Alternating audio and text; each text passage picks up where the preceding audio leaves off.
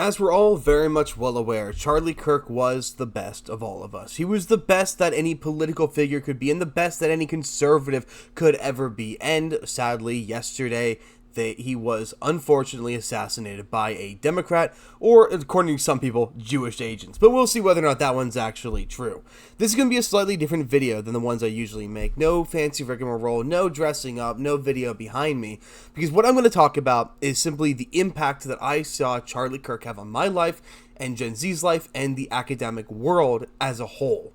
Now, Charlie Kirk is famously known for not graduating college, and he's constantly made fun of it for it. And then, of course, he spent the last of, 5-10 years going around to college campuses and being as persuasive as he possibly could. Going there and telling people the truth that they're so afraid to see. He goes there and he challenges the ivory tower and the misconceptions that the average person is stuck with. And in doing so, he has opened up so many minds. He has made so many people aware of the other side of the fence. The aisle that has been demonized, has been vilified. The aisle that has been utterly untouchable according to academia.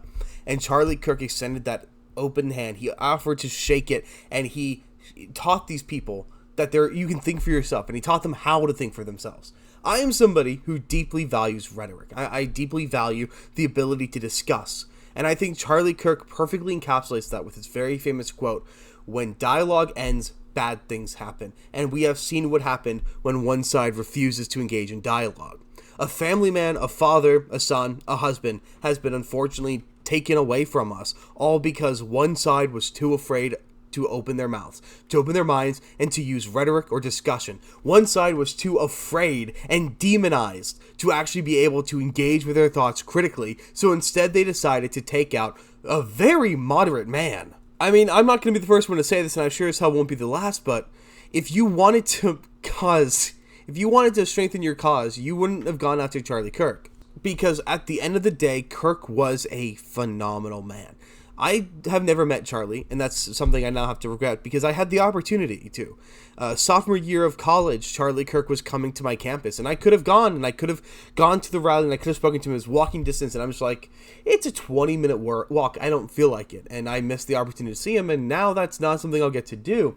And that in itself is terrible, but it's not me who I'm worried about, it's his young son and young daughter who now have to grow up without a father, the people who have lost somebody so deeply fundamentally important, who have been robbed of the chance of knowing and being led by such a great man. And thankfully, even when compassion falls for Kirk, so many more coming up and being compassionate for his children.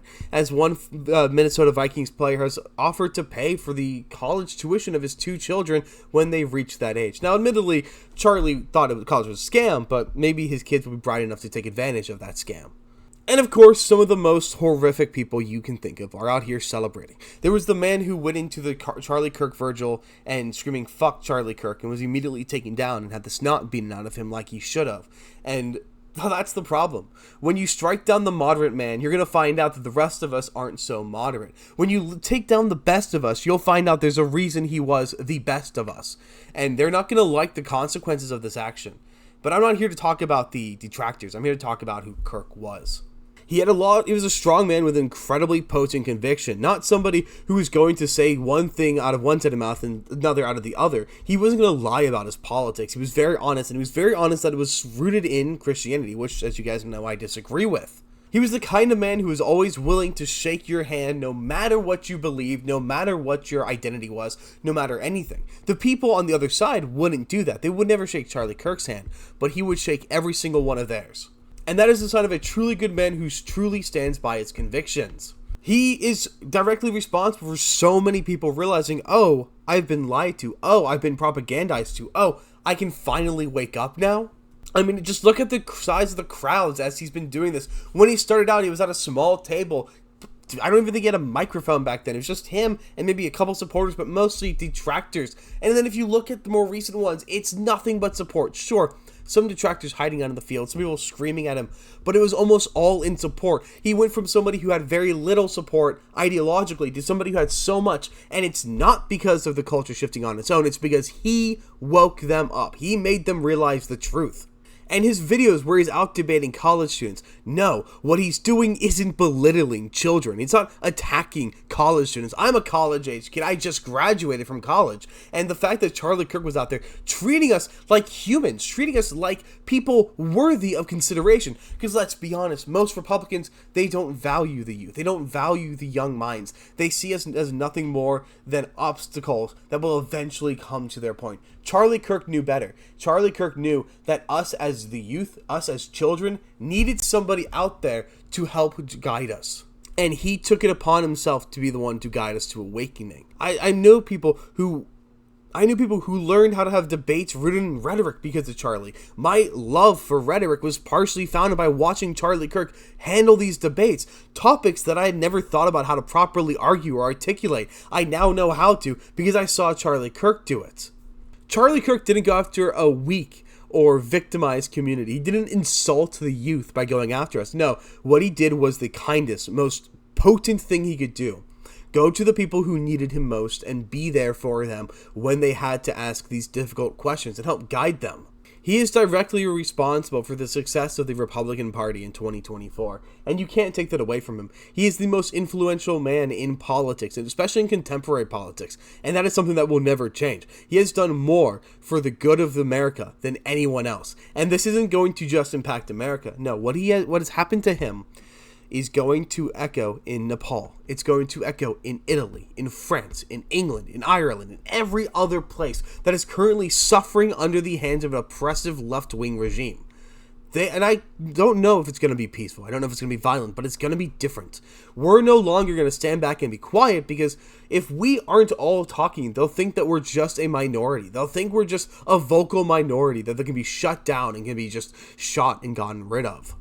And seeing the impact that his loss has had on those around me. As those who may know, I'm a part of the Rogues Gallery, and we did an emergency live stream talking about it yesterday, and I know people who have spent the entire day crying. People who were completely locked away because they just couldn't handle the rest of the world. Especially my dear friend Vaughn, who has a lot of other issues around this time of year. I really do hope he's getting better. And it just goes to show this man who so many of us have never met, who was so impactful in our lives just because he was somebody who spoke the truth, spoke open, and was willing to challenge the status quo. My friend Diana spent the entire day shaking and crying just because she couldn't handle the fact that such a good man was taken from us so unceremoniously. And I'm glad that most of the opposition have also found their humanity. Not all of them, but we can't judge them all based on the few. Just no. When it's our turn, we won't forget. We may not repay in kind, but we will not forget.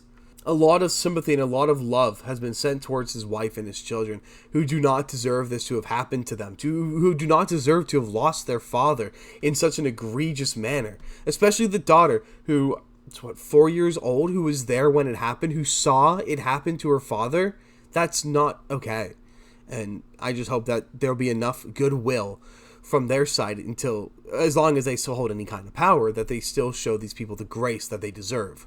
But even the Democrats who have been forced to understand the gravity of the situation, have been forced to accept and be kind and put on a veneer of niceness during this whole thing, they still, a lot of them are clearly gloating. They use the same kind of lines, the same copy and paste that they've been using for years. When the same thing happened to Trump, when the same thing happened to other right-wing people, they all post the same line: political violence has no place in this country. Gun violence has no place in this country. And that's where they're getting things wrong. This isn't a matter of gun violence. This isn't a matter of political violence. And by fucking God, this isn't a matter of a supporter firing a gun off in support of him to celebrate. That's not what Republicans do. This isn't a matter of political violence because it's only happening on one side. This isn't a matter of gun violence because the people who have all the guns aren't the ones doing it. The people using this as nothing more than a Trojan horse to push for gun reform, gun control, are disingenuous, terrible people who need to be shot down and shamed, because this has nothing to do with firearms. This has nothing to do with guns, because I guarantee you that gun's probably not even legally registered. And what about gun-safe zones? It's a college. It's a state college. It's a gun-free zone. Nobody should be allowed to have one there, or so you claim, and yet it still happened. So I don't understand how somebody can go out there and gloat over the death of such a kind and important man and then try to use it to push their political goals and agendas, when in reality, it's proof that your ideas don't work. It's proof that you don't know how to control a society. It's proof that all you're pushing for is control over your own people. And the most important thing to learn from all of this is when somebody tells you who they are, you listen. When somebody tells you how they feel about you, listen and don't forget. I'm not saying be harmful. I'm not saying do something bad. Don't let them forget that you heard exactly what they said about you. What they say about Kirk, what they did to Kirk, is what they do want to do to most people they oppose.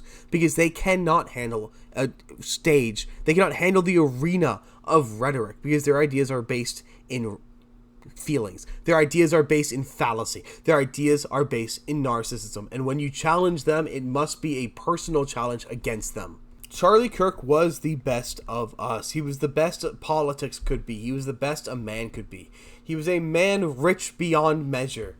And he was a man who helped enlighten thousands, if not millions of people across the world, not just America. The impact of Charlie Kirk will never truly be known. And I truly hope that something like this never happens again, because we won't be as kind the next time or the next time after that. And every single time, you're just going to make everything. You're going to make all of us worse, because if you keep pushing, we will have to stoop to your level. I've never been a religious man, but this is making me wish I was. This is inspiring me more than anything to pick up a Bible and read it. I do have a Bible. I plan to read it. Never before have I felt such conviction, such a drive to find what drives our enemies. And the best part is, you can see a lot of this belief by just reading the C.S. Lewis's Screwtape Letters, where they lie out so much of this demonic behavior that underlies their beliefs. But God rest his soul. God protect him and his family.